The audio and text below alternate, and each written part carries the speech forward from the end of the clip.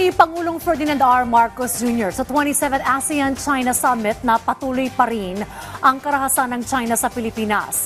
Kaya naman panawagan niya ang agarang pagbuo ng ASEAN-China Code of Conduct para maresolba na ang kaguluhan sa West Philippine Sea.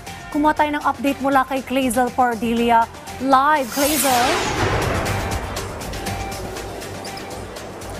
Dayan, hindi na dapat maulit ang agresibong aksyon ng China sa West Philippine Sea. Kaya sa ikalawang araw ng 44th at 45th ASEAN Summit and related summits dito sa Vientiane, Laos, ipinanawagan ni Pangulong Ferdinand R. Marcos Jr. ang pagpapabili sa pagbuo ng COC o Code of Conduct sa West Philippine Sea.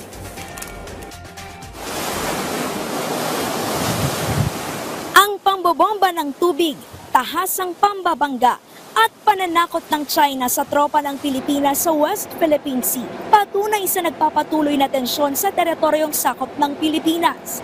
Ipinanawagan ni Pangulong Ferdinand R. Marcos Jr. ang mabilis na pagbuo ng ASEAN-China Code of Conduct para sa kapayapaan sa West Philippine Sea.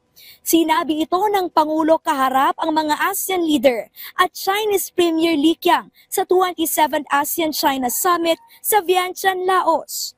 Ayon sa Presidente, napapanahon ng talakayin ang geographical scope, relasyon ng Code of Conduct at ng Conduct of Parties in the South China at legalidad nito na hanggang ngayon ay hindi pa rin nalulutas. Makailang ulit nang nagdialogo ang Pilipinas at China pero patuloy ang karahasan ng China.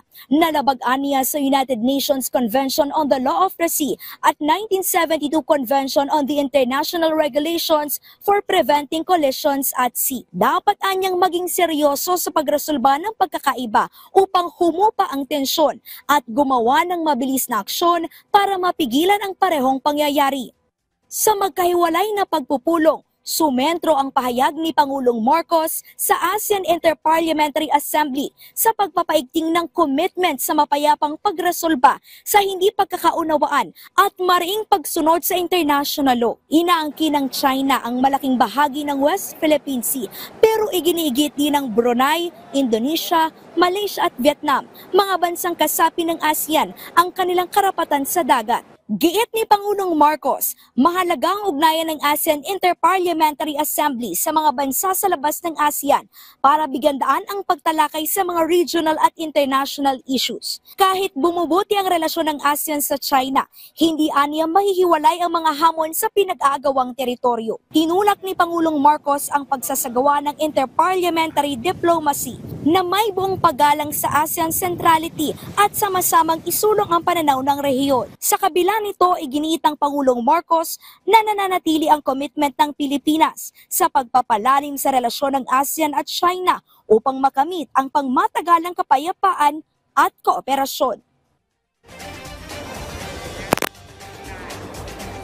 Dayan, bukod sa ASEAN-China Summit, may 6 pang mahalagang pagpupulong na nilahukan si Pangulong Ferdinand R. Marcos Jr. ngayong araw. Kabilang dyan ang 27th ASEAN-Japan Summit kung saan iginiit ni Pangulong Marcos Jr. ang sama-samang aksyon para tugunan ang lumalalang transboundary problems na may banta sa kapayapaan at stability sa ASEAN.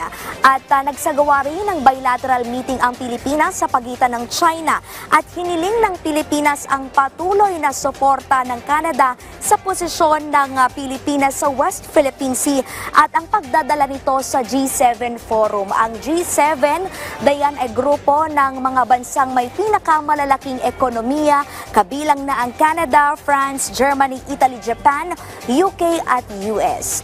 Yan na muna ang latest mula rito sa Laos. Balik sa'yo, Dayan. Maraming salamat, Clazel Pardilia.